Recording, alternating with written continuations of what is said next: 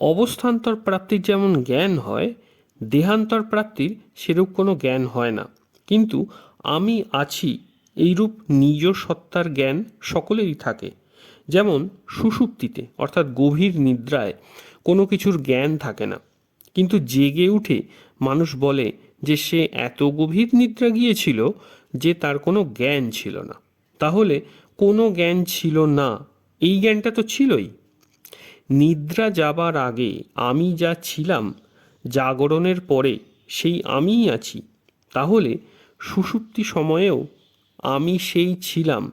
এইভাবে নিজ সত্তার জ্ঞান নিরন্তর অখণ্ড রূপে থাকে। নিজ সত্তার নাস্তি বোধ কখনো কারো হয় না। শরীরধারীর সত্তার সৎভাব অখণ্ড রূপে বিরাজমান।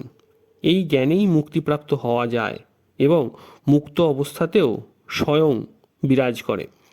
জীবনমুক্ত অবস্থায় তার দেহান্তর জ্ঞান যদি নাও হয়, তিনি যে স্থূল, সূক্ষ্ম এবং কারণ, এই তিন শরীর হতে পৃথক, এরূপ অনুভব তার হয়েই থাকে।